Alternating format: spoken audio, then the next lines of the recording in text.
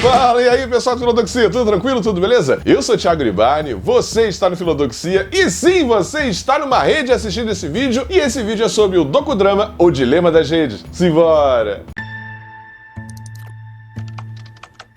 When you go to Google and type in climate change is, you're going to see different results depending on where you live and the particular things that Google knows about your interests. That's not by accident, that's a design technique.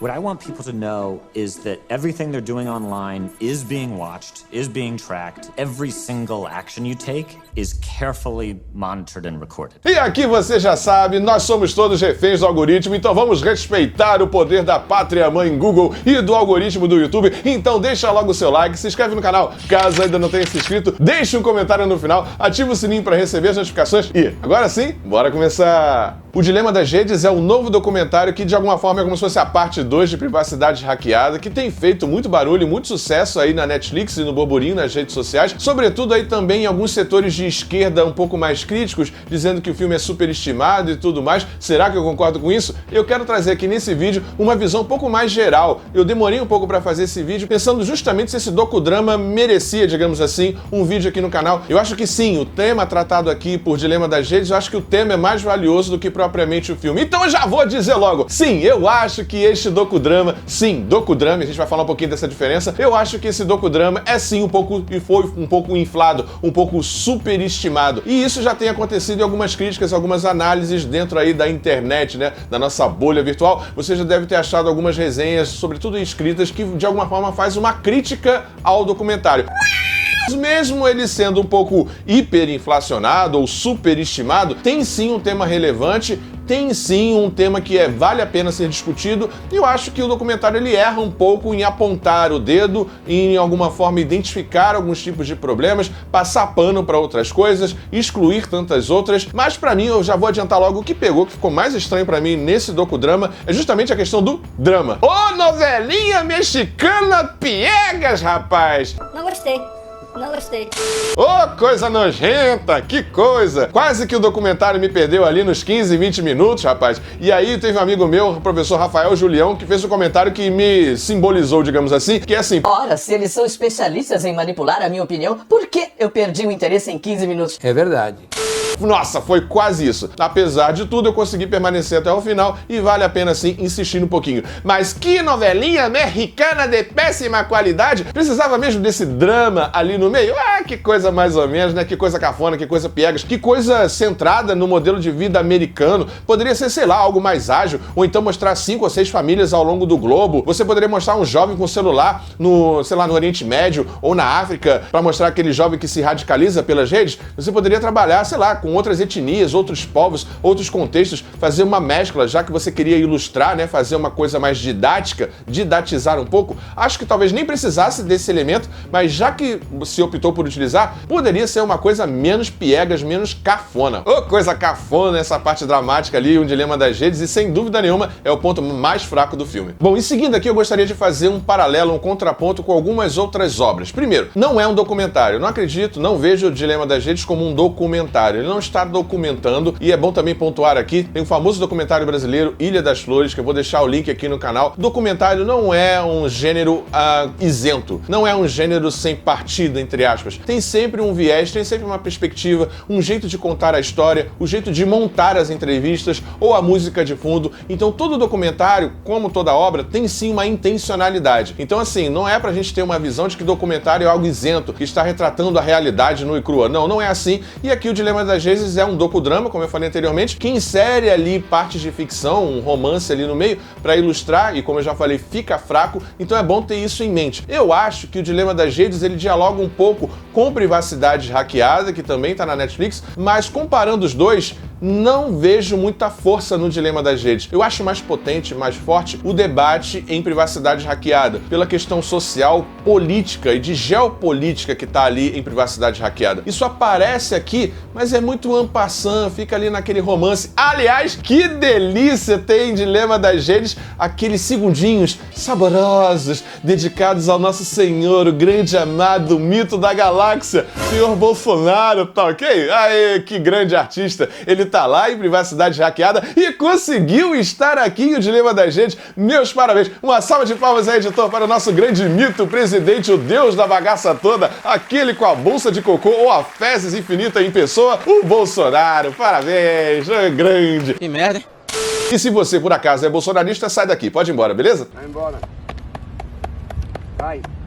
Esse canal tem lado. É o lado da ciência, é o lado da razão, é o lado da educação. Então, tchau! Um grande abraço pra você. Caso não, fica por aí. Vamos seguir aí, mas é muito interessante ver, e triste ao mesmo tempo, né? Ver o Brasil nesses dois documentários como um exemplo de nações manipuladas e manipuláveis e como a influência das redes, dos algoritmos e tudo mais que esses dois documentários abordam, influenciando na geopolítica e nas escolhas subjetivas, eventualmente até inconscientes, né, entre aspas, dos eleitores. Então isso é um ponto legal e ao mesmo tempo triste, né, pensar nisso. Nesse paralelo entre o Dilema das Redes e o Privacidade Hackeada, acredito que o Privacidade Hackeada é um tanto quanto melhor, porque ele é um pouco mais cru, um pouco mais potente, como eu falei anteriormente. Isso aqui parece uma versão, digamos assim, sessão da tarde do Privacidade Hackeada. E passa um pouco de pano, acredito eu, para as grandes corporações. Fica ali parecendo uma ideia assim: oh meu Deus, nós no início tínhamos uma intenção boa, uma intenção crocante com o botão curtir. Era tudo legal, era tudo maravilhoso. Mentira!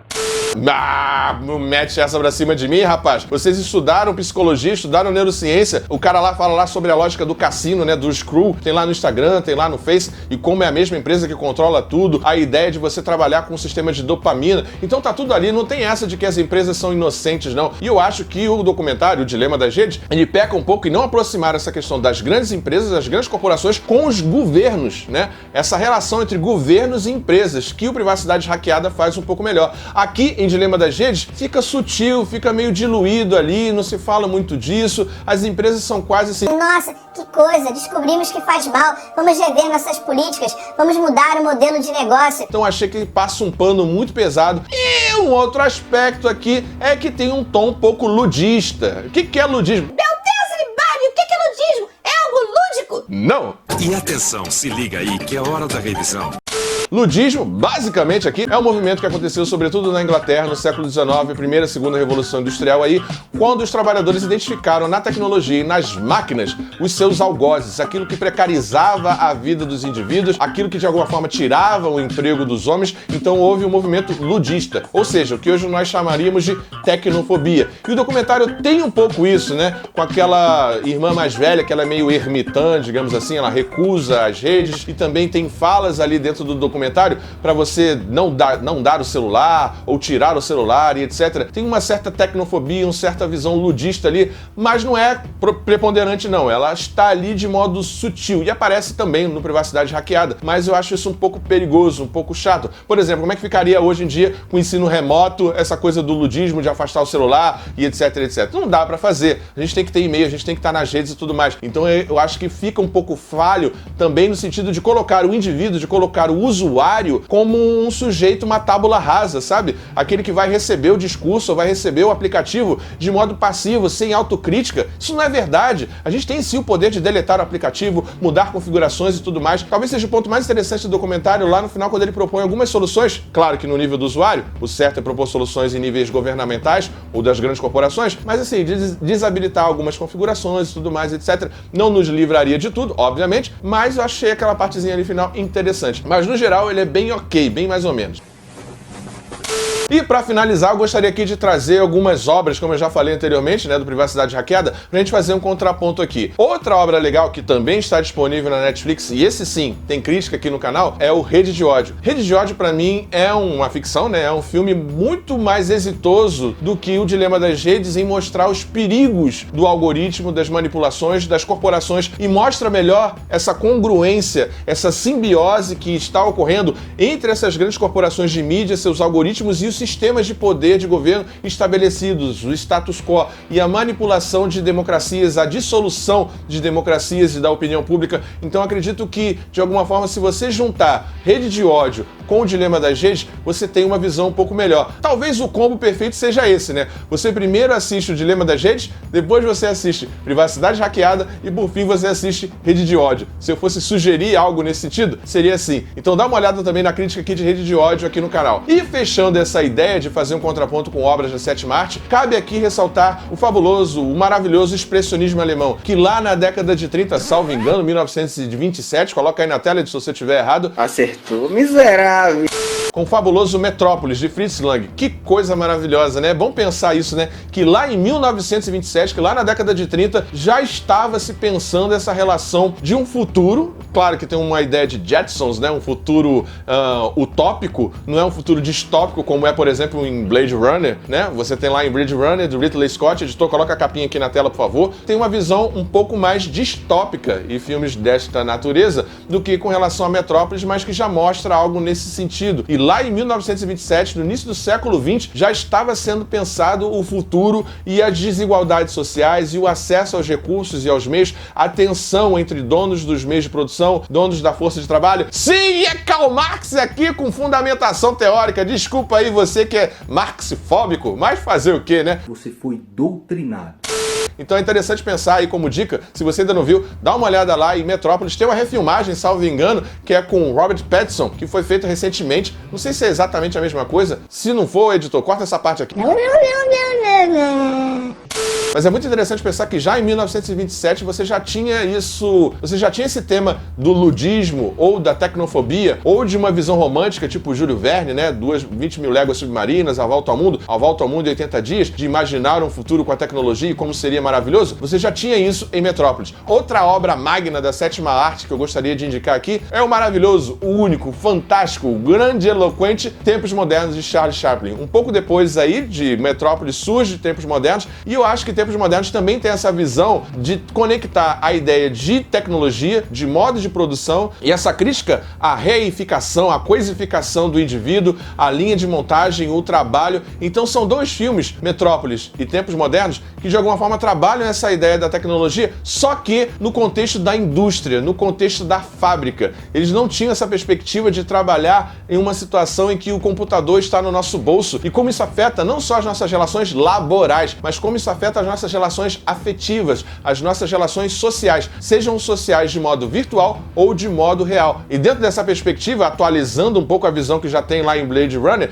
tem um maravilhoso Ex Machina, ou Ex Machina, que traz essa perspectiva da inteligência artificial, o que é o ser humano, o que é inteligência artificial, o que é essa ideia de singularidade que nós estamos ajudando a construir. Então o tema tratado em O Dilema das Redes é muito mais rico do que o próprio documentário Dilema das Redes. Então, por isso tudo, a minha nota para O Dilema das Redes é nota 7.2. É um documentário que tem uma temática excelente, mas que apela para um docudrama e um drama muito mequetrefe e não é feliz em apontar os dedos, coloca o usuário como um sujeito passivo, não faz a conexão entre essas grandes empresas e corporações com os governos, mas serve de alguma forma, eventualmente, para você usar em sala de aula, mas não aprofunda os temas e fica na camada superficial, mas é sim um filme que eu recomendo bastante, mais pelo tema do que pela sua execução. É isso, pessoal. Espero que você tenha gostado desse vídeo. Não esquece de respeitar o poder do algoritmo, deixar um like, se inscrever no canal, deixar um comentário e ativar o sininho para receber as notificações. E até a próxima, pessoal. Tchau, tchau. Valeu!